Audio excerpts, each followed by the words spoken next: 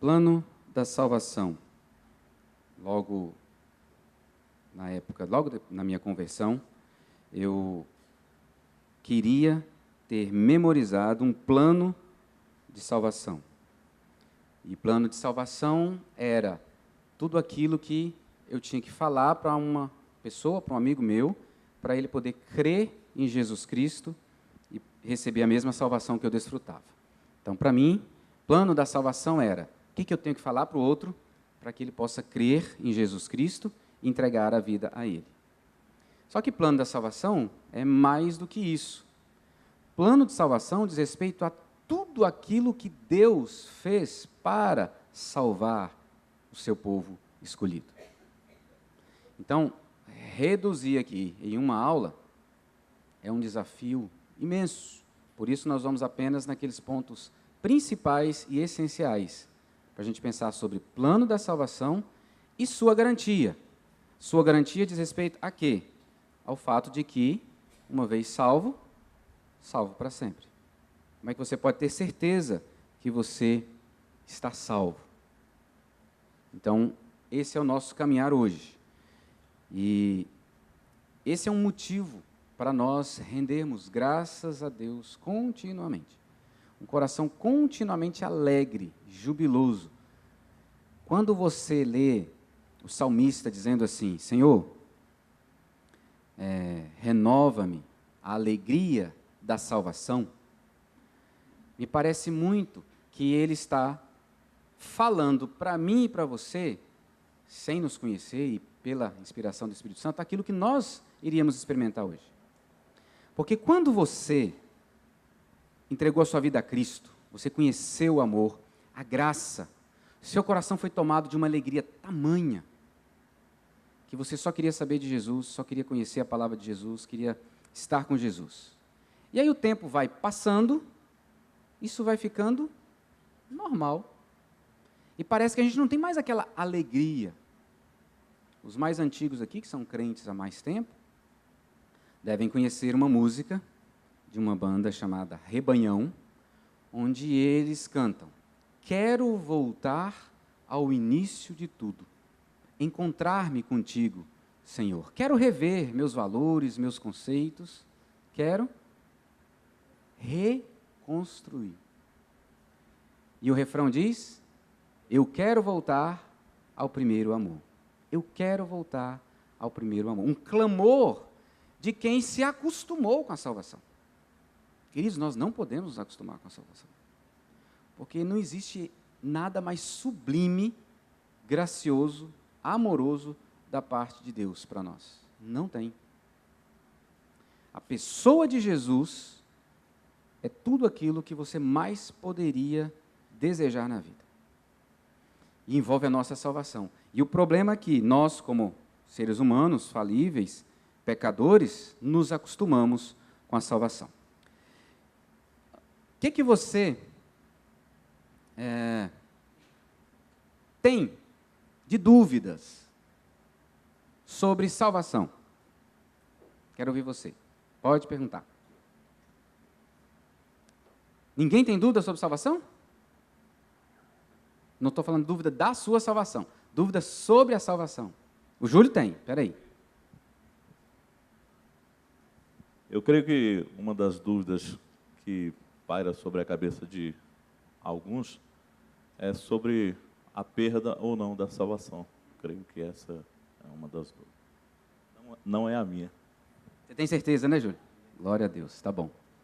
Eu vou tentar responder essa. Vamos lá. Que dúvida você tem? O que você gostaria de saber sobre salvação?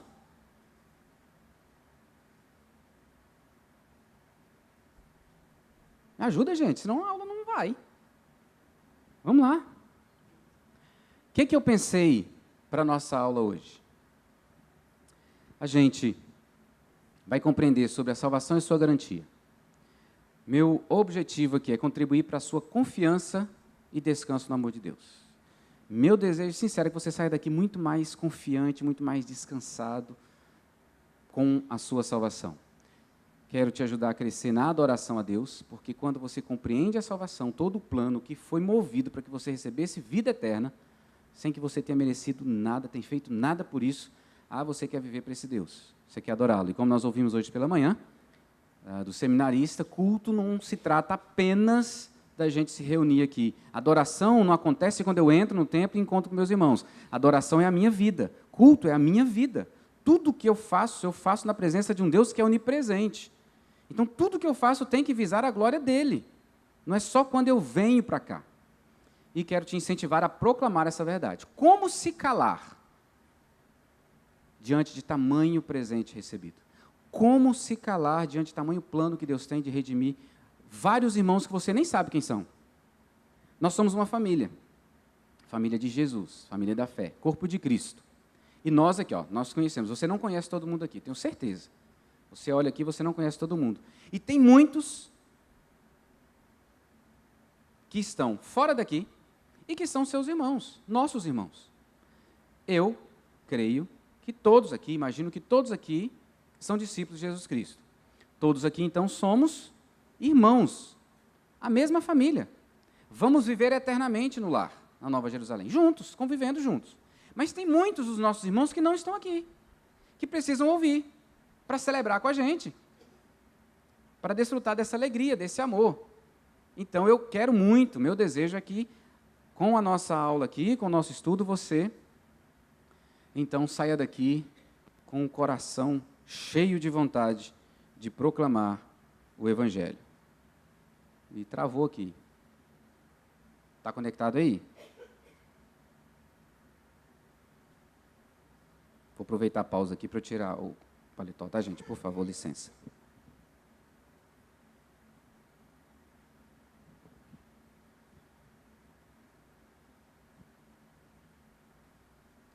Aqui diz que perdeu o Bluetooth.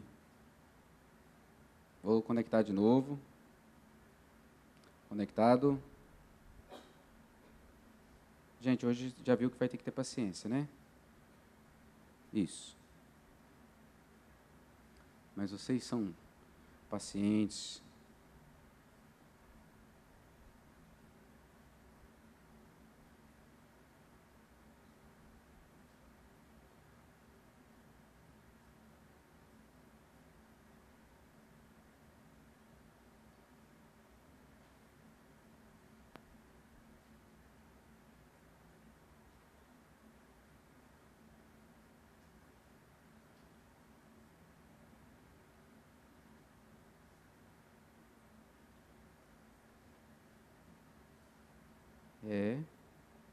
Agora vai.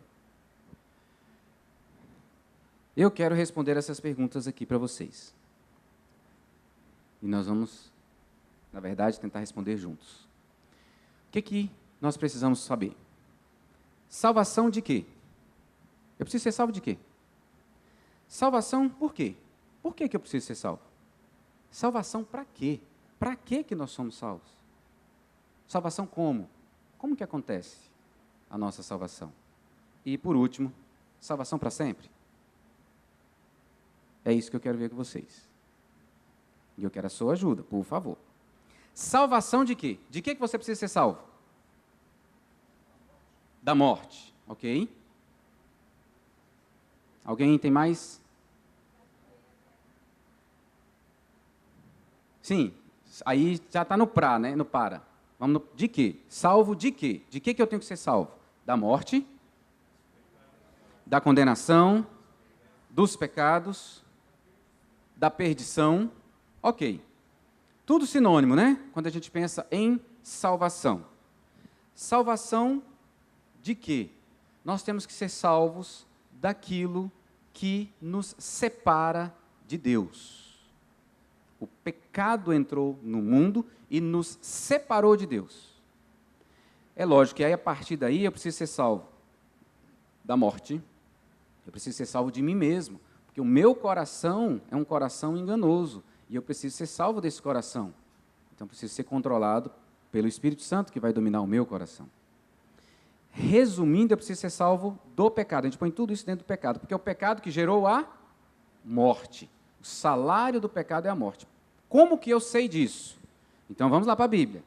Você vai usar muito a Bíblia porque é a forma de você não apenas crer naquilo que Deus está falando, mas para você ter como falar para as pessoas.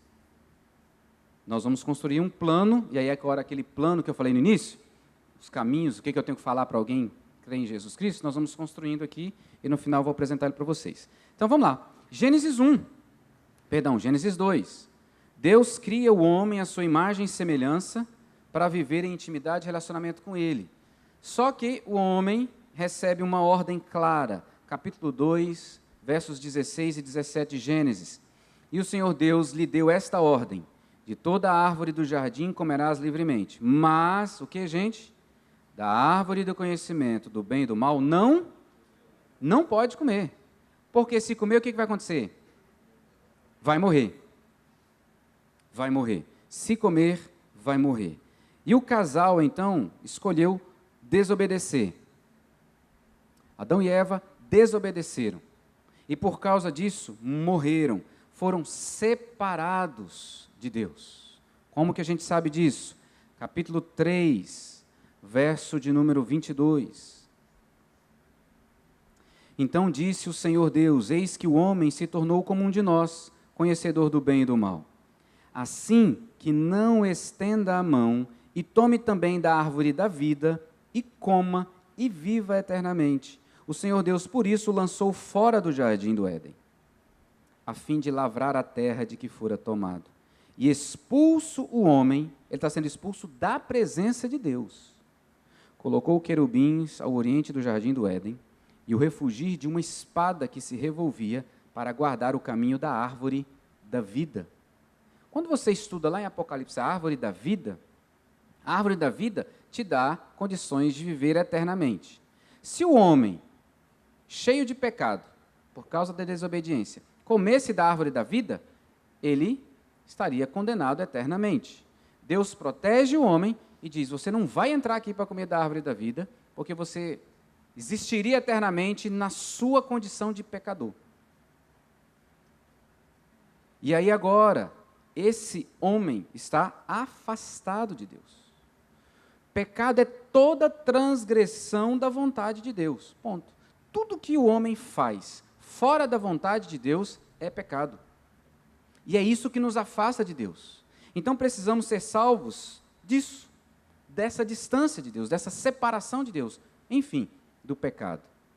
Tudo que eu sou, penso, falo, desejo ou faço fora da vontade de Deus é pecado.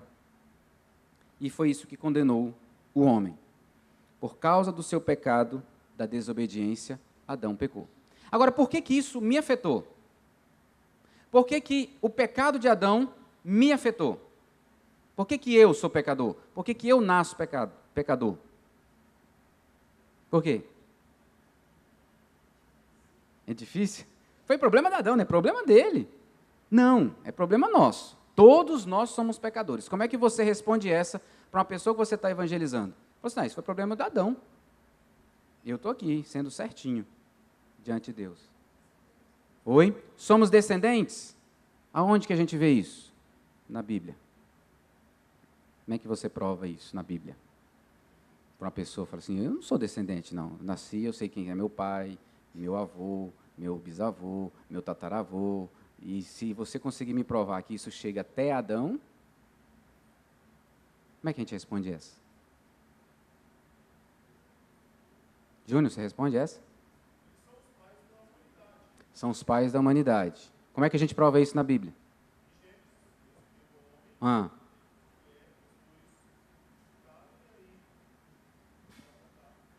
Então, deixa eu ajudar vocês. Capítulo 5. Vamos ver aqui bem especificamente. Porque se você falar assim, nós estamos falando com crentes, mas se você falar para uma pessoa que não crê, você tem que impostar para ela. Então, olha aí Gênesis 5, versos de 1 a 3. Olha o que o texto diz. Este é o livro da genealogia de quem? Adão. É o livro que fala de Adão e seus descendentes. No dia em que Deus criou o homem, a semelhança de Deus o fez. Como que o homem é criado? Imagem e semelhança de quem? De Deus. Homem e mulher Deus criou e os abençoou ele os chamou pelo nome de Adão no dia em que foram criados. Viveu Adão 130 anos e gerou um filho. A semelhança de quem? Dele. Quem que está gerando filho maculado pelo pecado é Adão. Quando Deus criou Adão e Eva, criou-os à sua imagem e semelhança, sem pecado. Quando Adão agora começa a gerar, ele gera depois de ter pecado. Então, todos aqueles que vêm a partir de Adão foram gerados conforme a imagem e semelhança de Adão, pecadores. É por isso que eu e você somos pecadores. Todos nós somos imagem e semelhança agora de Adão, mas ainda somos imagem e semelhança de Deus. Por quê? Porque é Deus quem dá a vida. Só que no nosso DNA está o pecado, por causa da geração a partir de Adão. Então, de que nós precisamos ser salvos, gente? Do pecado, que nos leva à morte, que nos separa de Deus. Ok? Salvação de quê? Do pecado, da condenação eterna que me separa de Deus. Salvação, por quê? Por que eu preciso ser salvo? Por que você foi salvo? É porque você é bonito? É porque você é certinho? Por que você foi salvo?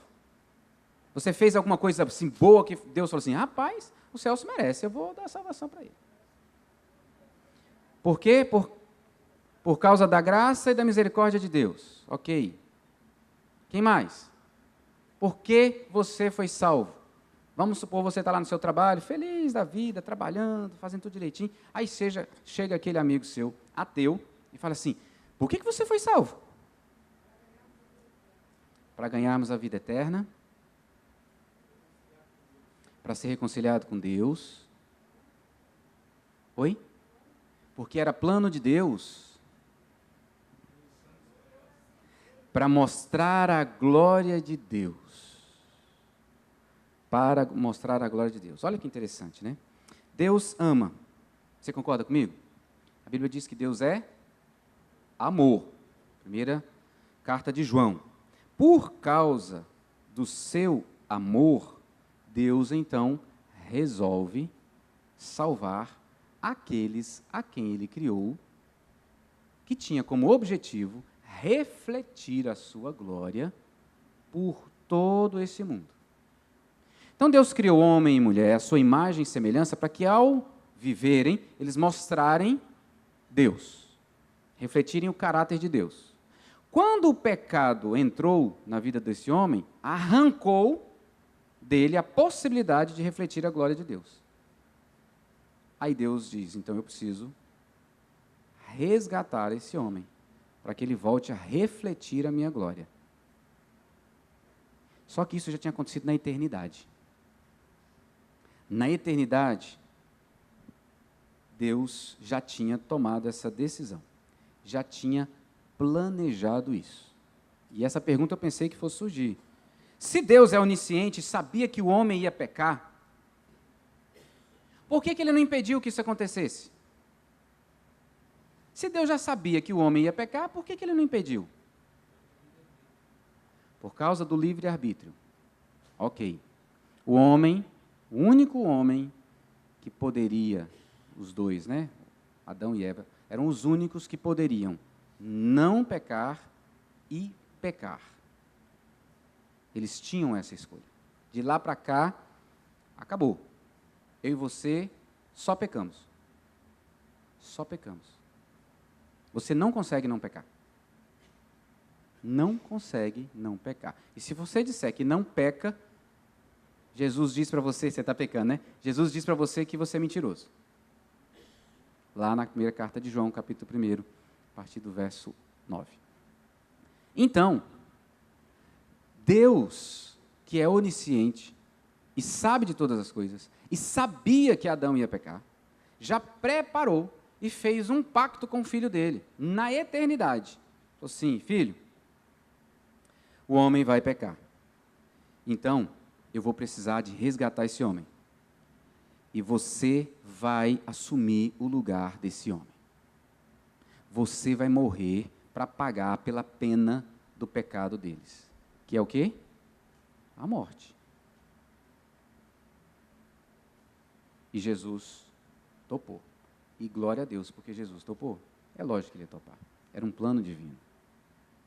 Então já existia esse pacto. Depois desse pacto, que é chamado, meus queridos, na teologia de pacto da redenção, ou aliança da redenção, baseado nessa, Deus estabeleceu com o homem, então, uma aliança. Eu vou ser o Deus de vocês e vocês vão me ter como o único Deus de vocês. Vocês vão me servir integralmente. E aí vem a aliança da graça, onde Deus oferece ao pecador salvação. Ele só precisa se entregar, onde Deus faz tudo. E é isso que a gente está vendo. Deus vai fazer tudo. Então, salvação por quê? Porque Deus, que quer refletir a sua glória, ama aquele que ele criou a sua imagem e semelhança, por causa do amor que ele tem por seu Filho Jesus Cristo. O amor de Deus Pai por seu Filho Jesus Cristo é desde os tempos eternos. Abra aí em João, capítulo 17. Essa é a declaração de Jesus. João, capítulo 17.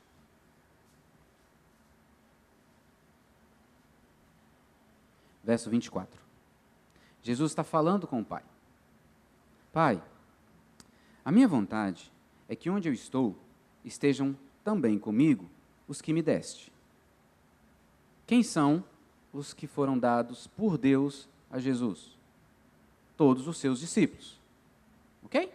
Aqueles que estão do lado dele e todos os outros no decorrer da história, até hoje. Concorda comigo? Não todo mundo, todos os discípulos. Para que vejam a minha glória que me conferiste.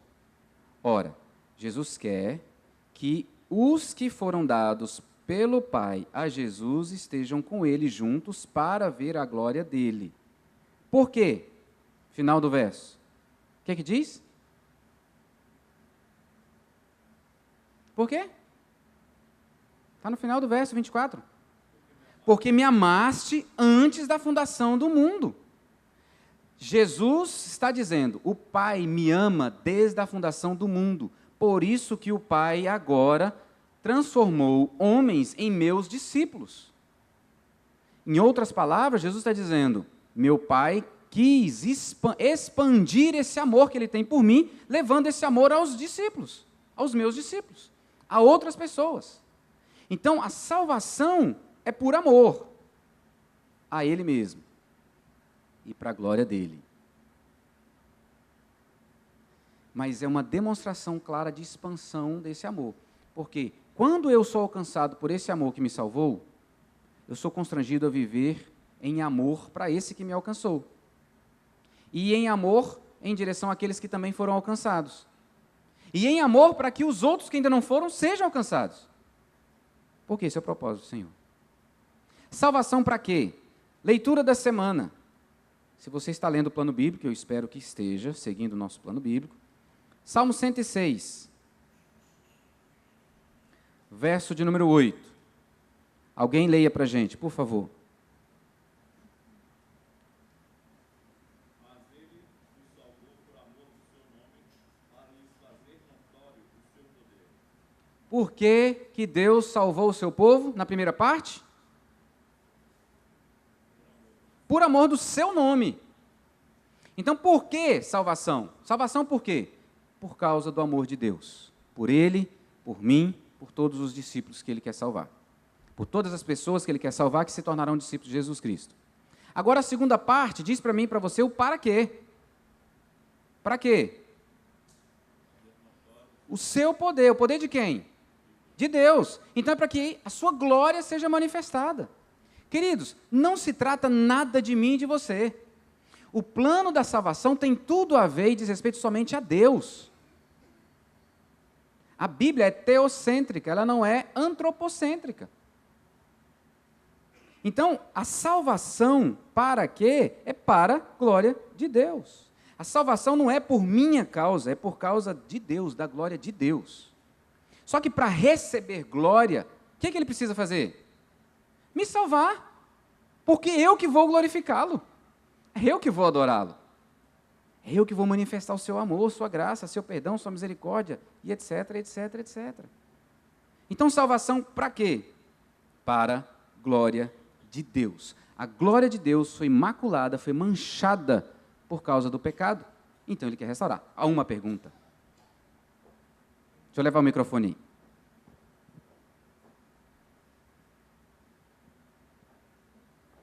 A salvação para quê? Entendeu que seria também para que o homem seja santificado e transformado em homem mortal e espiritual, porque o homem mortal, ele não entra no reino, e sim depois transformados. Ok. Isso é uma consequência. Exatamente. Nós somos salvos para sermos transformados continuamente e vivermos na glória eterna. O nosso corpo, sim. Já vivemos hoje um reino espiritual. Quem crê em Jesus é governado por Ele. Não é mais o diabo que governa a vida. A vida de quem crê em Jesus é governada pelo Espírito Santo.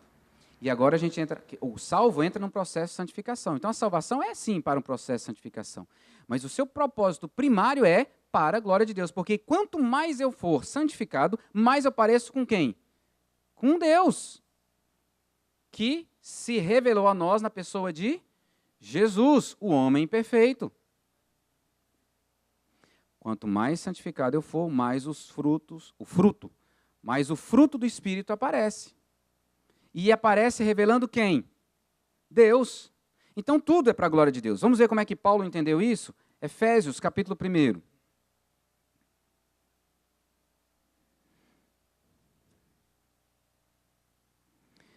Capítulo 1 de Efésios. O verso de número 5 diz que Deus nos predestinou para Ele, para a adoção de filhos, por meio de Jesus Cristo, segundo o beneplácito da sua vontade, certo? Verso 6, para que ele fez isso? Louvor da sua glória, louvor da glória de sua graça, que ele concedeu gratuitamente no amado. Agora vira a página, pelo menos na minha Bíblia, talvez na sua não. Verso 12. Por que Deus nos salvou? Verso 12. A fim de sermos para louvor da sua glória. Verso de número 13.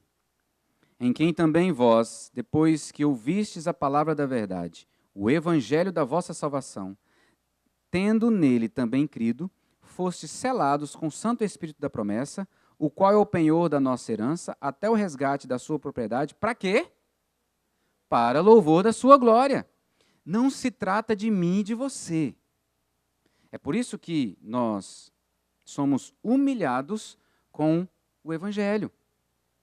Não é porque eu sou bonzinho, porque eu fiz algo, porque eu sou obediente. Não é. E não é nem para que eu seja resgatado do inferno. É porque, para que Deus receba glória, eu sim preciso ser resgatado do inferno. Então tudo gira em torno de Deus, meus irmãos. Deus salva para que Ele receba a adoração. É por isso que nós nos reunimos semanalmente, é por isso que nós vivemos uma vida na presença dEle. Então não se trata de mim e de você. Nós não somos o centro. Deus é o centro. Tudo é em torno dEle, para a glória dEle. E você pergunta, mas e o amor dele por mim? Sim, isso está recheado de amor, ele te ama muito. É exatamente por te amar que ele te redime, porque ele te redimindo e você passa a amá-lo, ele vai receber glória. E vai ser visto no mundo, por causa do amor que você vive. Aleluia. Ok até aqui? Dúvida? Pergunta? Então vamos lá para outra. Salvação como? O que é preciso para você ou uma pessoa receber salvação? Você já recebeu. Crer. Crer no quê? Crer no Senhor Jesus. Como quem? Oi? Como Salvador da sua vida. Como Filho de Deus que pagou na cruz pelos seus pecados. Ok? Um homem que não era evangélico, né? Mas antes de eu me casar com ele, eu já comecei a orar por ele. Ele demorou, mas ele morreu com Jesus, não foi, Solange? Glória a Deus. Perto da igreja, aí tem a classe que prepara para dar profissão de fé, né? Aí ele falou assim, acho que eu vou para aquela classe. Falei, vai sim, João, eu vou junto com você. É preciso crer.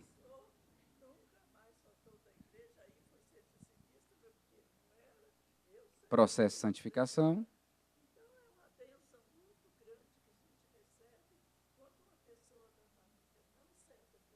Uhum. Como se calar se Deus faz essa obra? Eu preciso crer, mas eu preciso de outra coisa. De quê? Fé está dentro do crer. Eu preciso de crer, preciso de ter fé. Ser batizado? Antes de ser batizado, precisa de alguma coisa acontecer dentro de você. Arrependimento. Eu preciso arrepender de quem eu sou. Eu preciso arrepender dos meus pecados, da minha autonomia, da minha independência, de querer andar sem Deus, de querer cuidar da minha vida do meu jeito, de não obedecê-lo, de não seguir os seus passos, de não seguir o seu ensino. Então, eu preciso de arrependimento e fé, ou fé e arrependimento. A salvação, queridos, não é automática. Ela não é automática. Deus ama o homem criado à sua imagem e semelhança, esse homem se afastou dele, ele fez um pacto com Jesus, de Jesus substituir esse homem na cruz. Jesus vem, obedece perfeitamente à lei, morre na cruz, agora o homem está salvo. Ele vai ouvir essa verdade e vai crer, se arrepender dos seus pecados e receber uma nova vida do Espírito Santo. Aí vem o batismo, como testemunho. Antes de vir o batismo com água, vem o batismo com o Espírito Santo, que é a presença do Espírito Santo que passa a habitar. E isso não é sinônimo de falar em línguas. A presença do Espírito Santo é sinal de que a vida eterna está na pessoa. Falar em línguas é uma outra coisa. Salvação acontece quando se crê em Jesus e o confessa como Senhor e Salvador da sua vida. Abra em Atos, capítulo 4, verso 12. Alguém leia, por favor.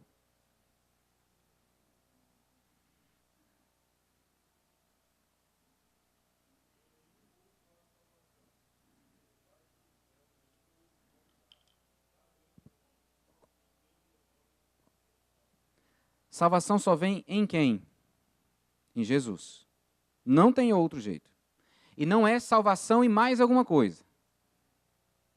Não é salvação e a minha obediência, não é salvação e as minhas obras, não é salvação e o meu dízimo, não é salvação e o meu serviço na igreja. É crer em Cristo. Somente. Não é crer em Cristo e fazer alguma coisa. É crer em Cristo. O fazer vem depois que você crê. E vai ser uma consequência da sua fé, da sua vida na presença dele. Então, se você ouvir alguém dizer, para ser salvo você tem que crer em Jesus está errado. Eu tenho que crer em Jesus, em arrependimento e fé. Ponto. Aí agora eu recebo uma nova vida e vou viver essa vida. Arrependimento verdadeiro, e aí é a questão.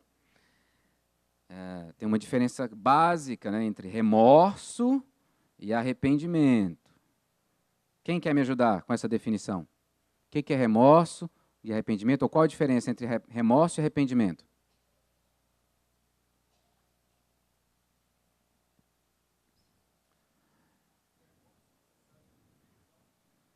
Certo. Remorso eu sei que fiz algo errado, mas não me arrependo. Arrependimento é quando eu deixo o pecado. Remorso eu tenho mais vergonha do que qualquer outra coisa. Vamos botar outra coisa como tristeza, talvez. Remorso pode gerar tristeza também. Mas o arrependimento tem um ingrediente a mais. Diga, Fabinho.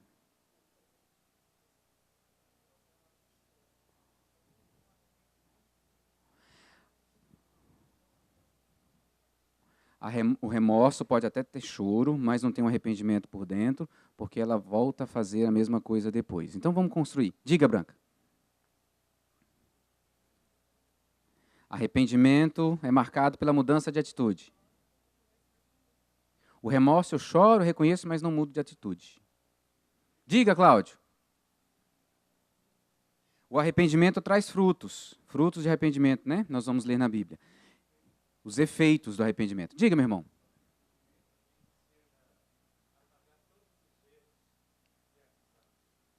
Arrependimento. Repete, por favor. Apagar os erros. Mas não tem como a gente deletar aquilo que já fizemos. O arrependimento não tem a ver com apagar o meu passado. O arrependimento tem a ver com o que eu quero viver a partir de agora. Porque, por exemplo, minha conversão aconteceu aos 19 anos. Eu me arrependi da minha vida distante de Deus. Mas não tem como apagar o que eu vivi. A vida que eu tinha.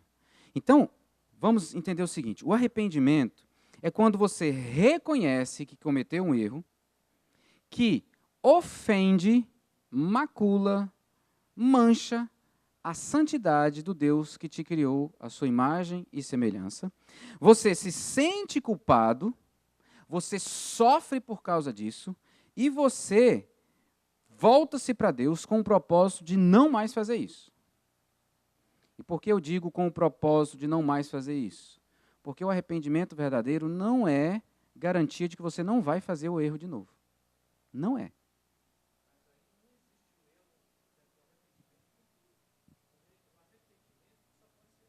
Sim. Ele é presente de um ato que eu fiz, sem dúvida. Agora, os efeitos do arrependimento são futuros.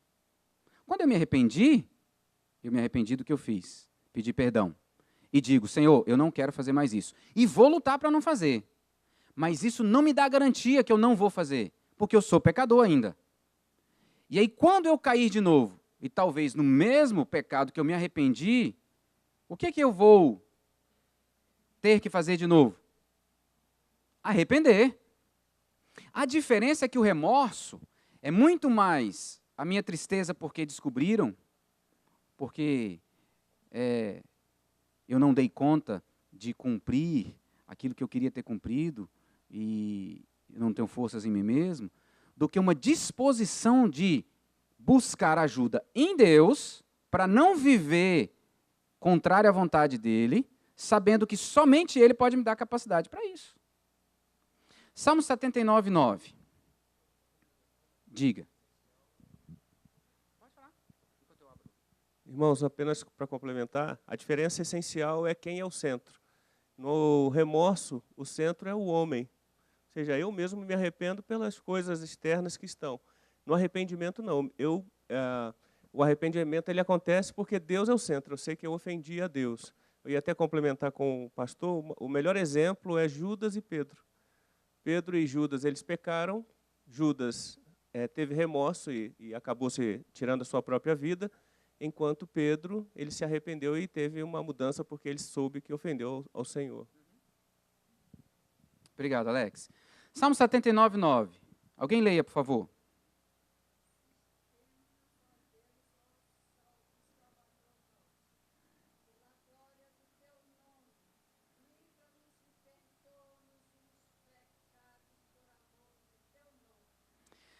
Quem é o centro nesse versículo? O homem ou Deus? Deus. O homem pede que Deus faça 3 coisas, ou 2. Assiste-nos, ó Deus, ouve a minha oração, atende a minha oração, ó Deus, meu Salvador. Para que ele quer ser assistido, atendido na sua oração por Deus? Para glória do nome de Deus. E o que ele pede para Deus fazer? Livrar e perdoar. Perdoar é quando eu peco. E livrar é para eu não pecar. Então, você, não podemos nos acomodar e falar assim, não, quando eu pecar, Deus me perdoa. Eu preciso todos os dias pedir, Senhor, não me deixe pecar. Não me deixe pecar. E de vez em quando Ele vai deixar. Ele vai deixar. Porque isso faz parte do seu plano. Ele não deixou os irmãos de José pecarem? E por que Ele deixou? Para que lá na frente, depois que José se transformasse o segundo do Egito, tivesse condições de sustentar a família da aliança. E se cumprisse. Jesus pediu para não ir para a cruz. Deus o enviou para a cruz. Porque tinha um propósito. E o pecado daqueles que levaram Jesus para a cruz foi permitido por Deus. Isso está repleto na Bíblia. O Júnior quer contribuir. Na estrada, né, a gente caminhando, eu lembro que eu já conversei sobre isso com alguns amigos e me coloquei na situação de remorso, né? E eu questionando e tentando entender essa diferença, até que na leitura de John Stott, cara que eu gosto, aí ele diz o seguinte, que o arrependimento para a salvação foram feitos para os seus filhos, para os filhos de Deus. Por mais que alguém tenha remorso, por mais que alguém que não é cristão queira se arrepender, ele não consegue. Então o instrumento dele é o remorso. Aí ele diz, agora existem cristãos que, como o salmista diz, não sejais como ímpio. O cristão ele vai utilizar da ferramenta do remorso para se relacionar com Deus.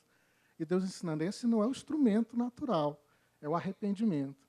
Muitas vezes, na verdade, eu vivi mais com remorsos e depois a Bíblia não... Olha, aquele que não se acusa naquilo que faz, não subirá no monte do Senhor, até que eu entendi que eu precisava me arrepender.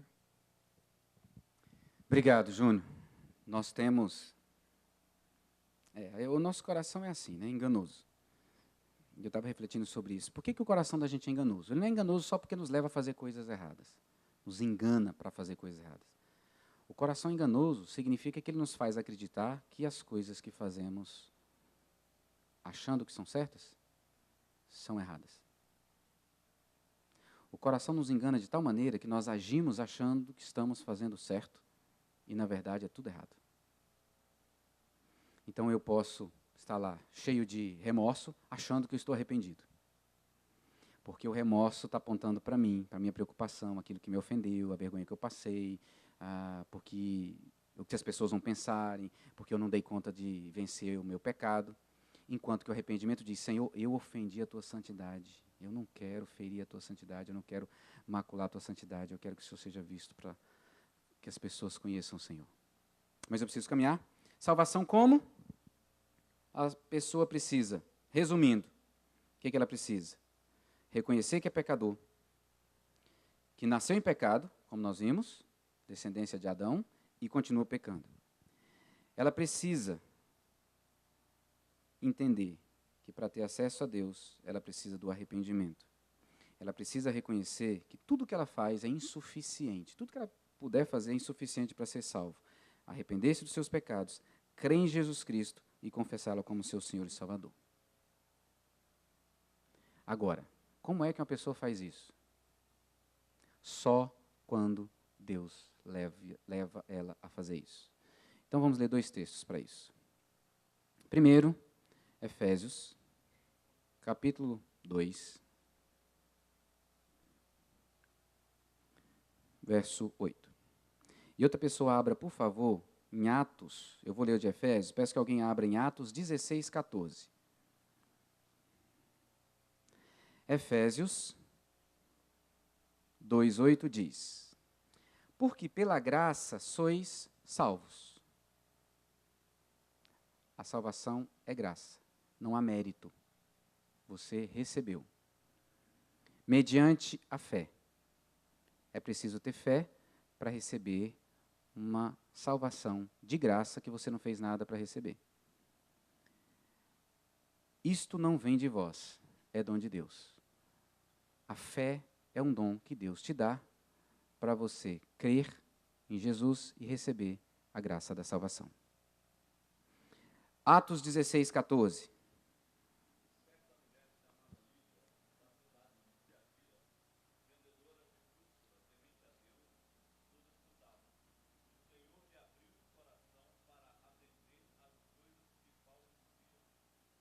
que vai acontecer com essa mulher no restante do texto? Ela vai ser salva. Ela vai crer em Jesus. E por que ela pôde crer em Jesus? Porque o Senhor abriu o seu coração para crer naquilo que estava sendo pregado. Bem, salvação é para sempre? Sim. Sim. Efésios, eu vou ter que correr aqui agora lá, ó, deu a hora. Efésios 1:11.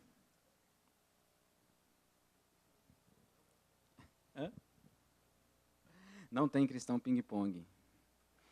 Nele, digo, no qual fomos também feitos herança, predestinados segundo o propósito daquele que faz todas as coisas conforme o conselho da sua vontade. Deus determinou salvar uma pessoa. Essa pessoa foi salva. Ele não vai mudar de ideia. É o propósito dele salvar, ponto, acabou.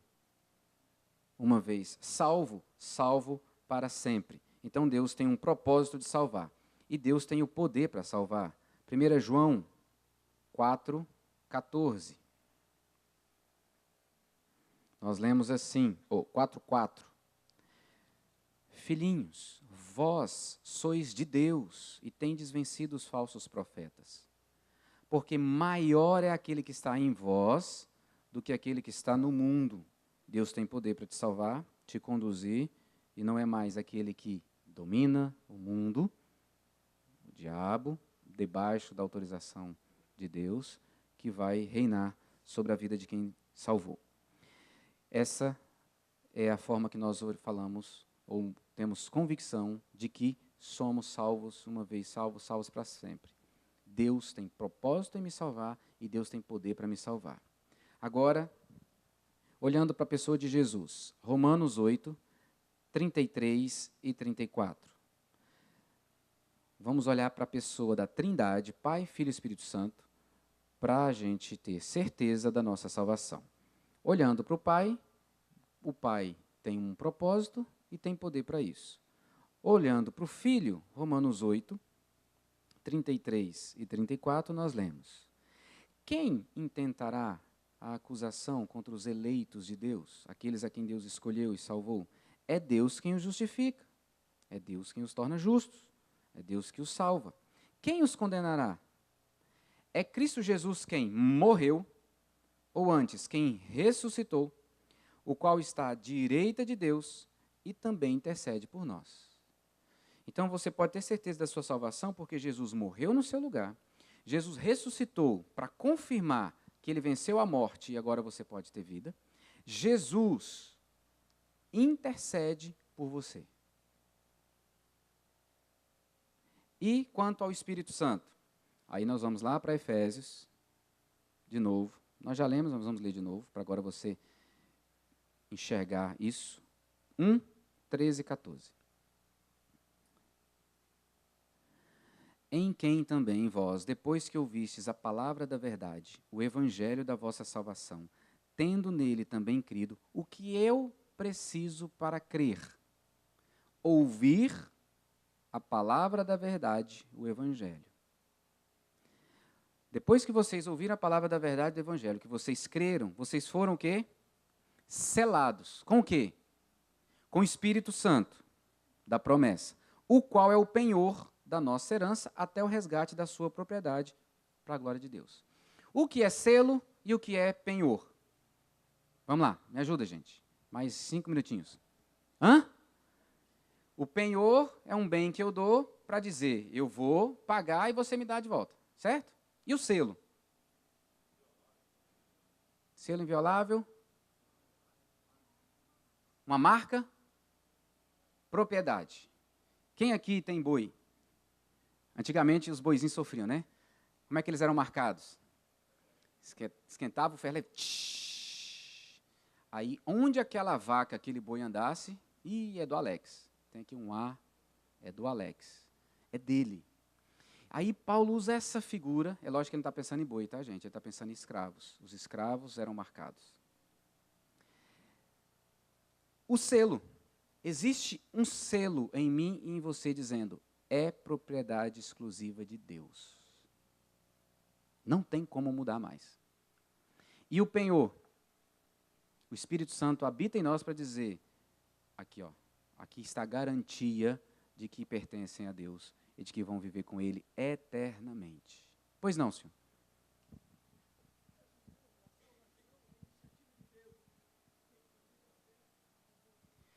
Resumindo, a salvação, todo o plano da salvação e garantia da salvação é da parte de Deus. Eu e você não podemos fazer nada, nada para mudar isso, nada. Se você é salvo, pode dar glória a Deus porque foi Ele que te salvou. E se você conhece alguém que não foi, você tem que pregar o evangelho para essa pessoa, porque caso ela seja escolhida, ela vai crer. Pode ser que não seja através da sua pregação. Você vai pregar para ela sempre, sempre, sempre, sempre, sempre, e ela não vai crer. Mas pode ser que um dia, se ela for escolhida, é lógico, um dia, alguém vai pregar, ou nem vem pregar, ela vai ler a Bíblia e vai crer. Foi escolhido, como é que fica essa... Quem não foi escolhido, como é que fica isso? Bem, quem não foi escolhido vai para o inferno. Quem não foi escolhido não tem salvação. Não tem outro jeito. Oi? Venceu a garantia. Queridos, aqui a gente precisava de outra aula, né? E não perca, então, no próximo semestre, Presbiterianismo Avançado, que é onde a gente trata sobre predestinação, eleição, e a gente mergulha nisso. Mas, resumindo, todos, sem distinção, estavam condenados. Todos. Deus, soberanamente, escolheu alguns. Não é por mérito desses alguns, simplesmente porque Ele escolheu. Ele poderia ter deixado todos irem para o inferno, mas Ele escolheu salvar alguns. Esses alguns que Ele escolheu vão crer, porque Ele vai dar fé. Os que Ele não escolheu não vão crer, porque não vão receber fé e estarão condenados. Esse é o ensino bíblico. Para que se creia, é preciso ter fé. Então, nós temos duas linhas que correm paralelamente. A soberania de Deus em escolher um povo para si e a responsabilidade humana de crer. A gente não sabe onde isso se encontra. O que a gente sabe que a Bíblia apresenta é Deus é soberano. Deus escolheu um povo. O povo que Ele escolheu vai ser salvo. Aqueles a quem Ele não escolheu estão condenados ao inferno. Eu não sei quem é, nem você. Eu não sei quem são os eleitos, nem você. Por isso nós pregamos para todo mundo. E eu não posso me calar. Não posso me calar. Como me calar diante do que nós ouvimos hoje pela manhã, diante de um Deus tão maravilhoso?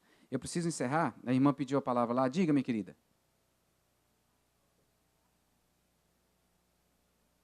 Espera aí que eu tenho que levar o microfone, que nem eu estou conseguindo ouvir aqui.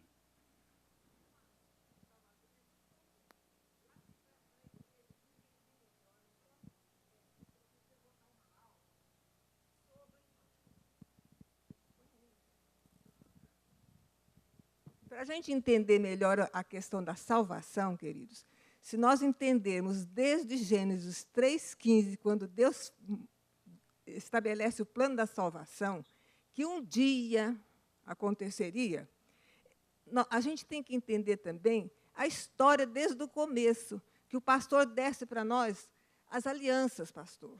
Porque aí você vai chegar, quando você chegar na plenitude dos tempos, Gálatas 4:4, que fala, mas na plenitude dos tempos, que quando efetivou a salvação, Deus deu Jesus, vindo de mulher, filho da lei, para que nós fôssemos adotados como filho. Quando você entende todo o processo da salvação, a coisa fica muito mais clara. E fica muito mais lindo, pastor, toda a igreja entender isso. Porque eu sei porque eu tive muita dificuldade disso.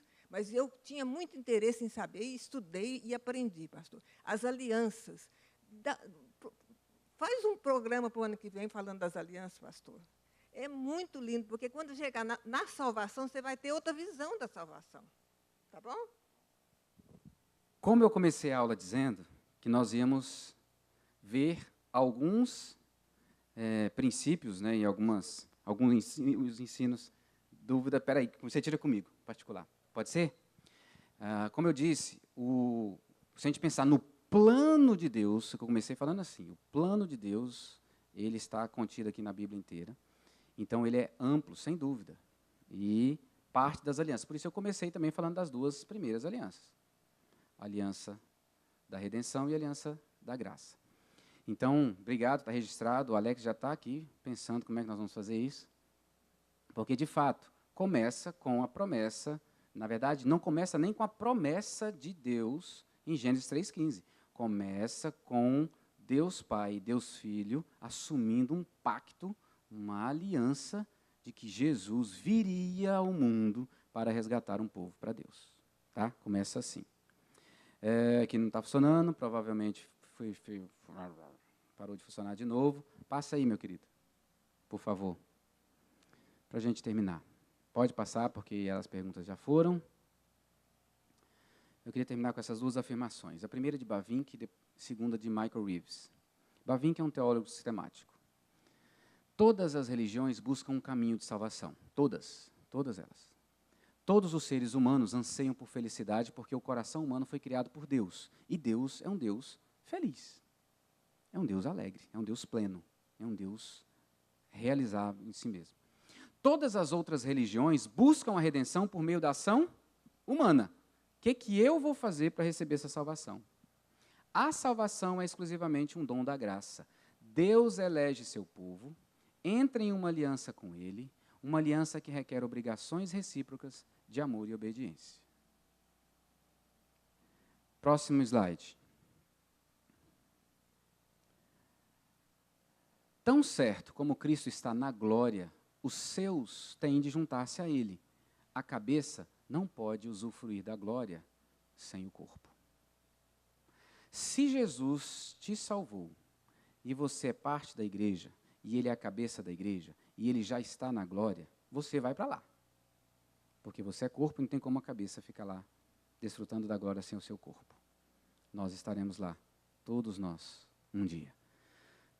Resumindo, plano da salvação e garantia é tudo dom de Deus. Ele agiu para salvar e ele nos mantém seguros e firmes nele. Próximo semestre, presbiterianismo avançado, a gente mergulha nessas doutrinas da graça, por exemplo. Tá bom? E aí vamos... Todos assinaram? Se você não assinou, por favor, a gente precisa que você assine aqui, tá bom? Eu vou pedir o Alex para orar por nós, para nós sairmos. E nós ainda temos aula semana que vem. Nós vamos conversar sobre sacramentos semana que vem, tá bom? Vamos ficar de pé? Você dá uma descansada para o banco? Querido Deus, muito obrigado por essa manhã. Obrigado pelo teu plano, teu propósito em nossas vidas. Obrigado por essa aula, Pai, que nos esclarece a forma como tu nos escolhestes para refletir a tua glória aqui na terra. Esperamos o céu junto do Senhor, mas cremos, Pai, que o céu já começa aqui por meio das nossas vidas, ao testemunharmos daquilo que o Senhor fez em nossas vidas, para alcançar aqueles outros que serão escolhidos pela pregação, pelo testemunho da Tua palavra em nós. Nós te louvamos por essa manhã, pedimos que a Tua palavra germine no coração de cada um de nós, que as dúvidas, Pai, possam ser colocadas diante do Senhor, para que o Senhor, por meio da Tua palavra, dos Teus ensinamentos, possam nos apaziguar o coração, mas também possam fazer compreender que aquilo que não compreendemos, depositamos confiadamente no Senhor. Por isso, Senhor, acreditamos na Tua bênção, na Tua proteção, no Teu cuidado para com as nossas vidas. Por isso, Pai, ao sairmos daqui, que possamos refletir verdadeiramente a Tua glória em todos os locais em que estivermos. Te louvamos por essa manhã, te louvamos pela Tua palavra, te louvamos pela salvação que temos em Cristo e pedimos, sê com Teu povo até a consumação dos séculos. Oramos no nome do nosso Salvador Jesus Cristo. Amém.